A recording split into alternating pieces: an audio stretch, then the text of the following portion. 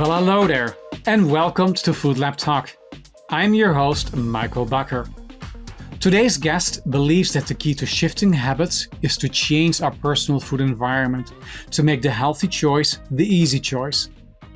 Jack Bobo is the director of the University of Nottingham's Food Systems Institute, which brings together transdisciplinary researchers to address some of the most pressing food systems challenges. With a background in international law, food and environmental policy, and behavioral science, Jack leads the Institute in rethinking how food is farmed, processed, transported, and consumed, and developing new technological and economic models that drive positive change. Prior to joining the Institute, Jack served as the Director of Global Food and Water Policy at the Nature Conservancy. He is also the author of the 2021 book, Why Smart People Make Bad Food Choices. A truly global change maker. Welcome to the show, Jack. Happy to have you here. It's a pleasure to be here. Thanks for having me. It's going to be a fun conversation, Jack. To get things started, tell us a little bit more about the Institute and its aims. Yeah, a lot of people ask me, why Nottingham? Why the UK? Because I was leaving the Nature Conservancy, which is the world's largest conservation organization, and it's an amazing place to work. But one of the things that they didn't do is they don't go all the way to the consumer. And so much of the change that we need to make requires us to change also what consumers are doing so that they send signals throughout the supply chain. And so one of the amazing things about a university like the University of Nottingham is that it touches the entire food system.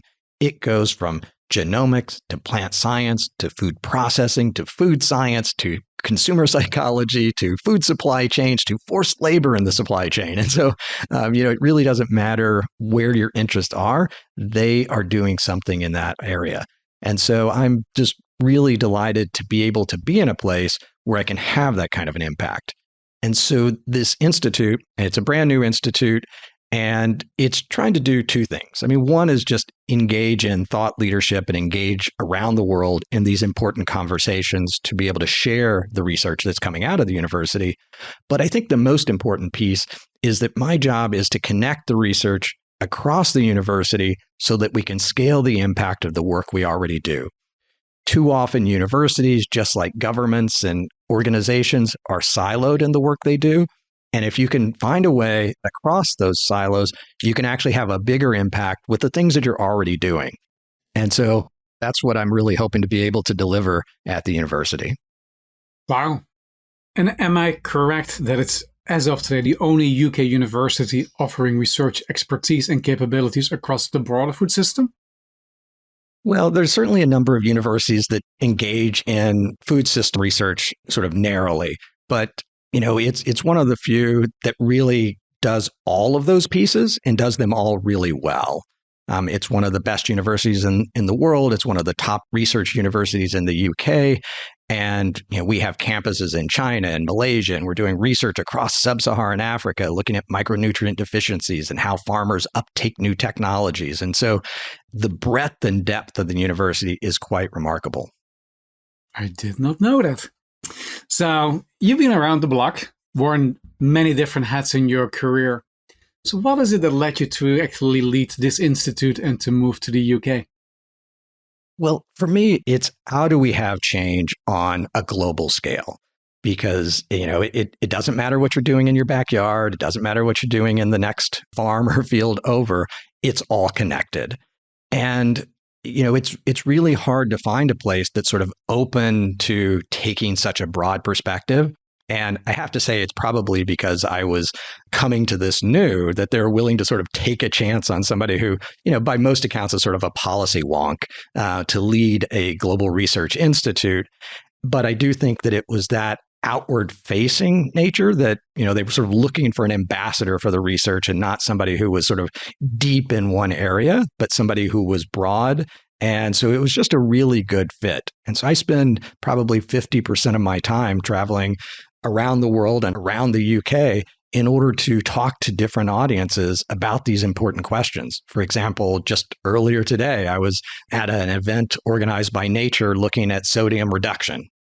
And we're looking at how do you do that from a policy perspective? How do you do that from a consumer perspective? How do you get industry interested in making these kinds of changes? And so they're all complicated, interconnected questions. And that systems approach, I think, is the only way we're going to reach resolution with any of them. Got it. Jack, before we focus on enabling choice, I'd love to talk to you a little bit more about the bigger picture for a moment. Food systems as a whole. Based on your experience, what elements do you believe are truly critical for a sustainable food system? It's a big question. And I mean, the numbers better than I do. 40% of all the land on Earth is devoted to agriculture. 70% of fresh water goes to agriculture. A third of greenhouse gas emissions either come directly from agriculture or deforestation. Biodiversity loss is driven by agriculture. And so the question of the sustainability of agriculture is really important. But we also have 800 million people who will go to bed hungry tonight. And so it's not enough that we just reduce the environmental impact of agriculture, but we need to improve the nutritional outcomes of a billion people. And that doesn't even get to the billion people who are suffering with obesity or overweight. So those are big challenges. And I think that part of what we have to do is find a way to bring people together to solve these problems. And I have some sort of concrete examples we can get to. But for me, if you can't agree on the problem, you're going to be polarized. And if you're polarized, you're pulling in different directions. And if you're doing that, it's very hard for governments to invest in a solution because it's easier to do nothing if you're a government than to offend one part of the electorate over another. So what I'm always surprised by is the following. It feels to me that we have a pretty good understanding of the challenges we're dealing with in the food system. You just articulated those. And so much research has been done over the years as well to come up with potential solutions. So it feels to me we have solutions as well. Why do you believe it's so hard for us to act upon the solutions that we have identified through research? So what is holding us back? I think one of the things that's holding us back is the language we use. I hear over and over again that our food system is broken. And obviously, when I talk about the impacts agriculture is having on the environment, that sounds like a broken food system. When I talk about 800 million people going to bed hungry, that sounds like a broken food system. But, it also raises the question, when was the food system not broken? If you go back 30 years, 20% of all the people on the planet were going to bed hungry. If you go back 60 years, 30% of all the people on the planet were going to bed hungry. Without innovation, and just as an example, if we were farming today the way we did in 1960s with 1960s technology, we would need 1 billion additional hectares of land to produce the food we do. And so while agriculture is the single biggest driver of deforestation, it's also the single biggest protector of forest. And those two things can be true at the same time. And if we don't understand that, then we are not going to be able to bring the food system and the farmers and others into this conversation. Because we often talk about the problem, the impact they're having, but we need to recognize that in many ways, things are not bad and getting worse. They're good and getting better, but not fast enough. And how you frame the conversation determines if people work with you or work against you. So assume for a moment that it's true what you just said, Jack. Just build upon that. So how do we change the language? What is getting in the way there? Well, I came from a conservation organization, and conservation organizations are really good at telling farmers what they should do. But I don't know anybody who likes to be told what to do. I have 2 kids. They're in college. If I want them to do something, I tell them to do the opposite. And then I have sort of a decent chance that they might actually do it. And so if we instead stopped talking about what they should do and we started talking about what they could do, well, could is about opportunity. Could is about doing better. And so just a change in language could have a profound impact on how people perceive it. And, if we did nothing, agriculture would be wildly better in 2050 than it is today, just because farmers and scientists and food companies are still trying to make it better every day. So the problem isn't, how do we fix agriculture? It's how do we get to our 2070 goals by 2050? How do we get to our 2050 goals by 2030? How do we accelerate the pace of improvement? And that's exciting. And that will bring people from that farming community together. Let me give you just one other sort of example that I've been using in a lot of talks recently. I've been talking to a lot of people in the beef and dairy sector. I was in Canada last week talking to the Alberta beef people. I was speaking at the National Farmers Union here in the UK.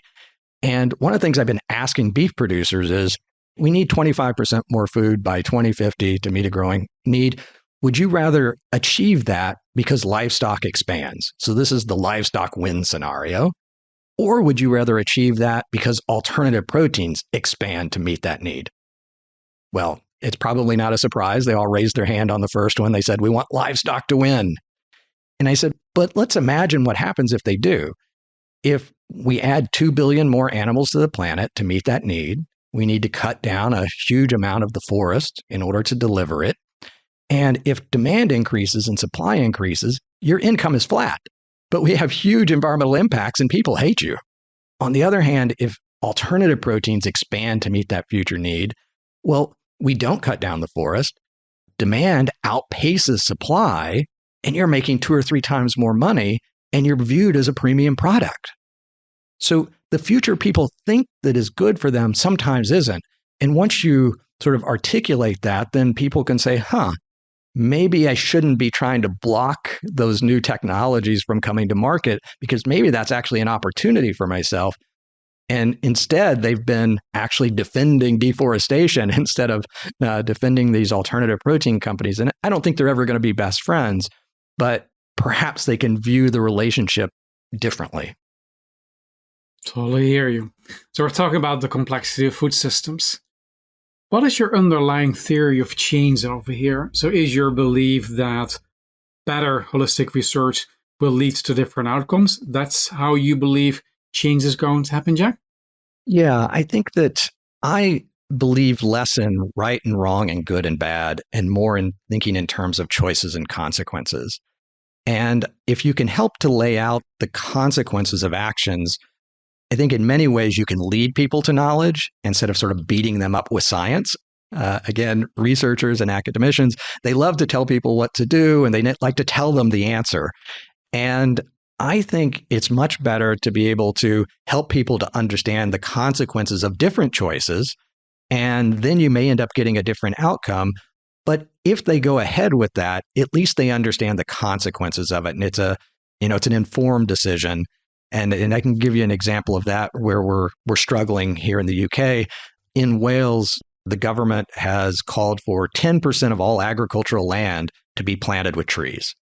And you can imagine how happy the farmers are to, take their fields and have to turn it into forest. So they've been pushing back on the government, saying this is going to undermine our income, it's going to undermine food security here in the UK. And those things are probably true. But the government's doing it because they're trying to reduce their environmental impact in terms of emissions. And so the engagement that I've had is to say, well, the conversation you should be having with the government is to say, well, if we do this, we will produce less food. And if we produce less food, we will import more food. So what's the impact of that imported food? Is it raising global emissions or is it reducing global emissions? I don't know the answer to that question, but if they don't know the answer, maybe they shouldn't be imposing a policy that could increase global emissions. And so now you have this really interesting conversation, and you're doing it in terms that matter to those that are putting into place the policy. And so you're like talking about apples and apples instead of apples and oranges. Love that approach, Jack. I'll actually shift gears a little and talk a little more about your book, as well as from how might we enable individuals to make informed, personally relevant food choices, and then tying it to your work. So in preparing for this interview, I came across a TEDx talk you did in 2019 called Why We Fear the Food We Eat. And in it, you talked about cognitive bias and availability heuristics. And for the audience, we'll link the video in the show notes. But I'd love to hear how, in your experience, behavioral psychology impacts our perceptions and influences our choices related to food. Well, and that's really what got me started on the book, is trying to understand, how do people sort of come to believe what they believe and know what they know, and when do people change their minds? And you didn't mention it, but I spent 13 years at the US Department of State working on global food policy. And while I was there, I sort of realized that science at the beginning of a conversation actually just polarized the audience. Those who agreed with you agreed more, but those who disagreed actually became more vehemently opposed. And so I went back to sort of my psychology roots and started reading about psychology and marketing and advertising. And I realized that you really need to find a way of building trust. And so one of the ways that I try to build trust with audiences is when I talk about something like confirmation bias. We're all really good at identifying bias in other people.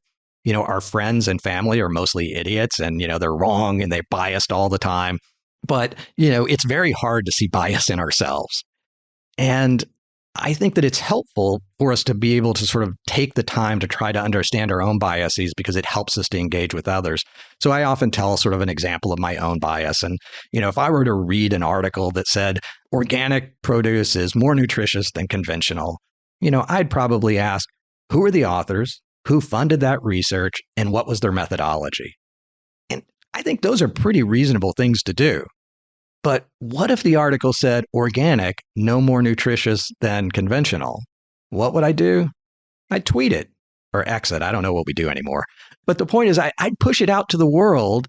And that's really what bias is. I mean, we ask the tough questions of things we disagree, and we give a pass to the things that we agree with. And I think that, we really need to be willing to sort of dissect our own beliefs. And if we do, we're going to be in a much better position to engage with others. And then, you mentioned the availability heuristic, which is just sort of a complicated way of saying what things come to mind when I say a word.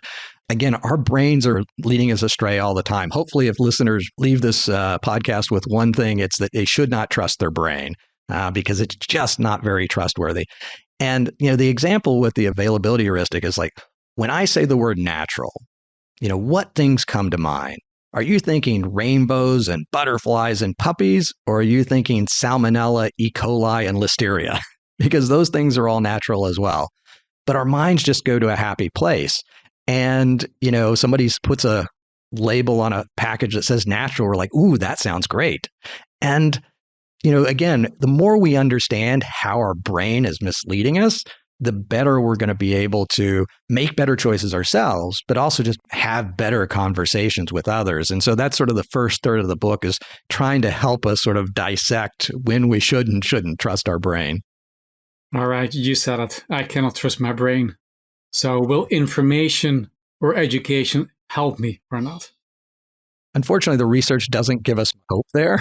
I think that when you look at things like the dietary guidelines and others, most people don't use that information. And those who do are the people that were probably eating most healthy anyway. And, when you think about menu labeling, when I was a student, I'd go into McDonald's and I would say, well, what has the most calories per dollar here? And so, I was probably doing exactly the opposite of what they wanted to use information for. And I think that, this is part of the challenge with how we approach things like nutrition and health today. And it's part of what led me to the book, is that in many ways, we've never known more about health and nutrition in the history of the planet, and we've never been more obese. We've never had more healthy food options in a grocery store, and we've never been more obese. We've never had better labeling on products. And so, like, all of the things that you would really expect to improve nutritional outcomes have totally failed us. And that's sort of what I wanted to grapple with sort of that second part of the book, was how did we get here? Yeah. So I have to ask you the follow-up question. So I cannot trust my brain. Can I trust my friends? Because I think one interesting concept in your book is that we make food choices based on what others around us are eating. To me, it's like a positive thing. I see what my friends are doing and making a good food choice. So I'm going to be better off as well. Is that true? Or shouldn't I trust my friends either? Well, it depends on who your friends are, probably, but it is tough because, we all live in more or less the same food environment. And so we're all subject to some of those same pressures. So, your friends could lead you to better choices. They could lead you astray. And I think there's too much pressure on the individual right now to be able to figure all of this out. And especially with billions spent on diet treatments and things like that. I mean, if they were going to work, they would have worked. And, if they did, people would know about it. And so I think it's a much more complicated challenge, than just sort of figuring out the answer for ourselves. Yeah. And I think your book suggests as well that our choices are often driven by invisible influences. Could you give some examples of those influences? And then my follow-up question is going to be, now that you know them, obviously they're invisible, but what can you do to overcome them? Yeah, I mean, one of those influences just value. When somebody offers us a lot more food for just a little bit of money, that is so powerful.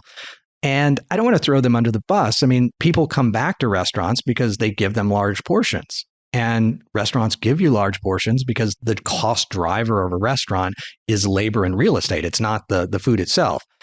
So here's the trick, though, is that if you eat 2 meals for the price of one, that is terrible value. If you get 2 meals for the price of one and you can take one of them home, that is fantastic value.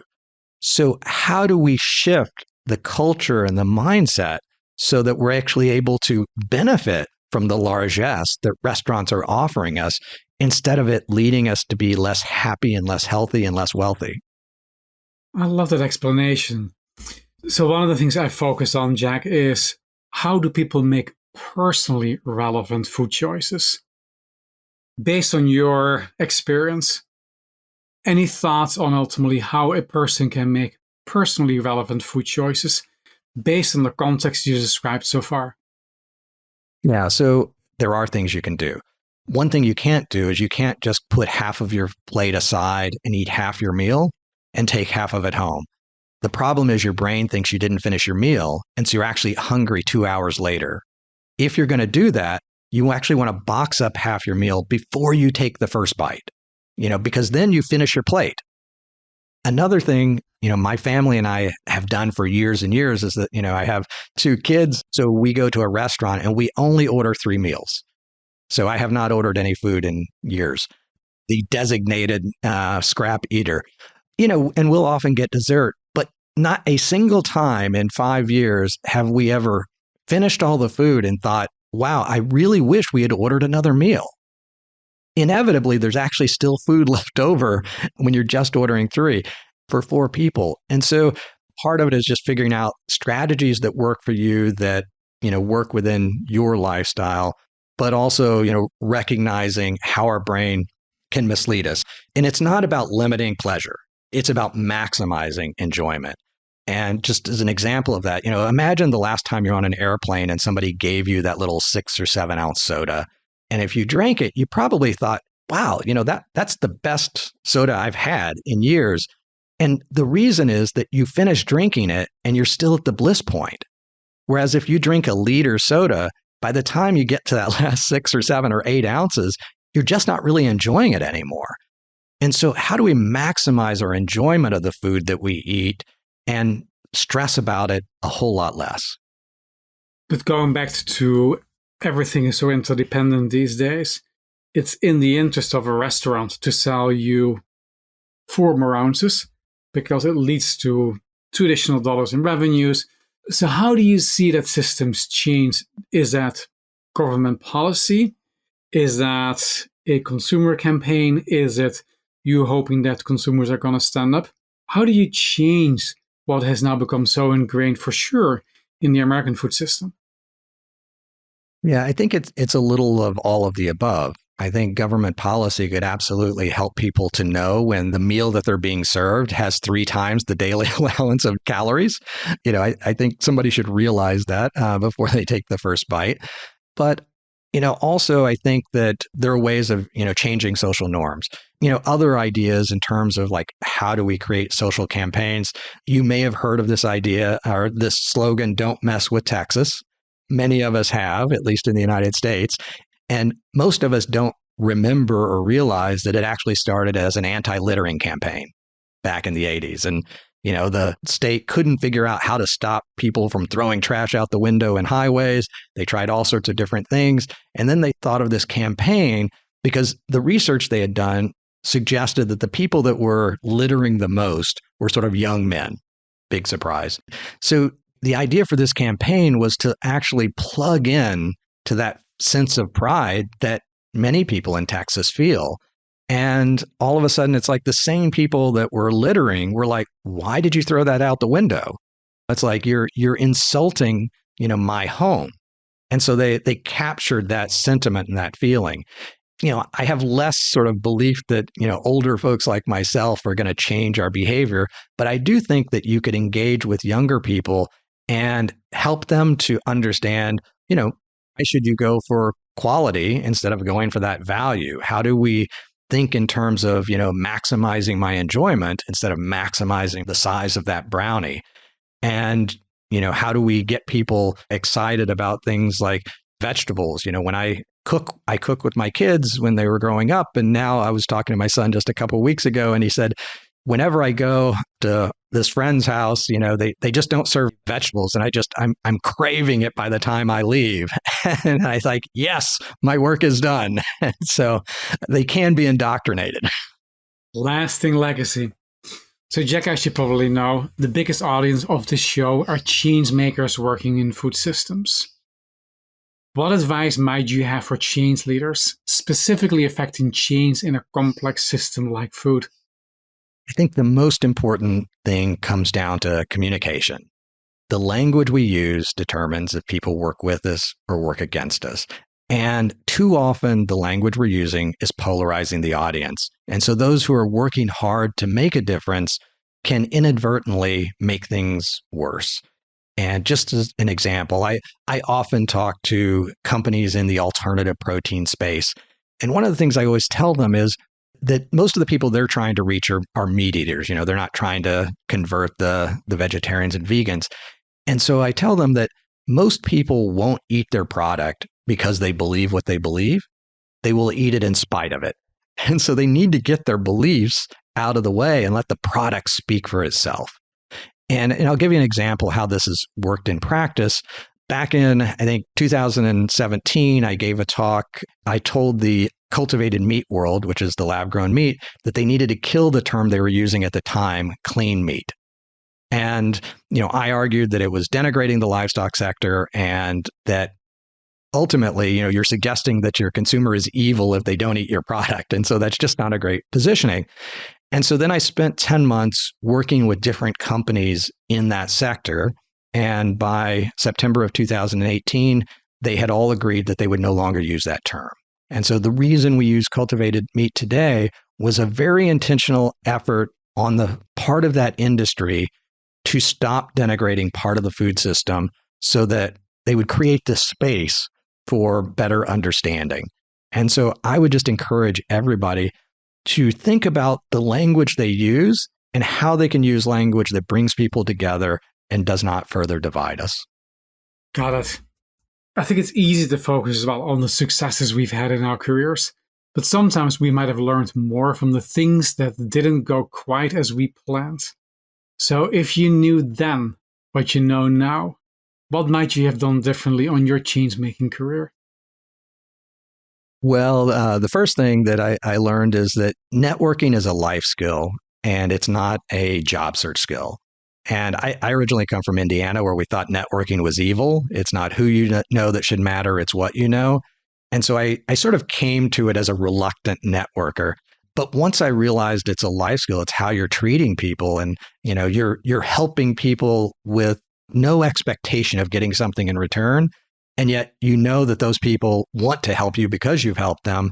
That was, really important to change and, how I engage with other people and sort of built my network. The other thing is really understanding how people come to learn information. Like, how do you lead people to knowledge instead of beating them up with science? I had to give the same presentation 500 times before it got decent. And not everybody gets to do that. Every time I gave it, I took out one less chart or added one more picture or one more story. And so, I'd really encourage everybody to think about how do they communicate in a way that brings people in and resonates with them, the emotion, the empathy. So that communication style, in addition to the communication itself, were lessons that I had to learn the hard way. And it absolutely wasn't necessary, but I wasn't that sharp. Got it. And then maybe last but not least in this section, Jack, food systems can be incredibly complex. And change often happens very unpredictably, sometimes for the better, sometimes from the worse. Have you experienced that? And if so, could you share an example with us? Yeah, I think when we think about systems and sustainability, I mentioned sort of that idea of sort of good and bad earlier. And what I found, and I came to this slowly, was that when we talk about maybe organic or agroecology, that's a lighter impact. And, I used to think, well, but it's less sustainable because you need land somewhere else. And we really need to be producing more on the land we have. And that's more of an intensive system. And now I think I've realized that the lower impact agriculture, well, the benefits are local because you have less nutrient runoff and other things, but you don't produce as much. So the impacts are global. Whereas with intensive agriculture, the impacts are local because you might have soil compaction and nutrient runoff and other things, but the benefits are global and spread out. And really, it's just a continuum from this local sustainability to the global sustainability. And there will always be trade-offs between those two things. And they both contribute to our food system in different ways. It took me a while to sort of wrap my mind around that. But in the end, there are places where we need to take a softer, lighter touch. And there are places where we can afford to be more intensive. Once you realize that, you realize we're all working on the same problem. We're just working on different aspects of it. Thank you for sharing that. And Jack, thank you so much for your time today to hear more about your work and what you're doing, actually learning more about the Institute as well. So thank you. It's been an absolute pleasure.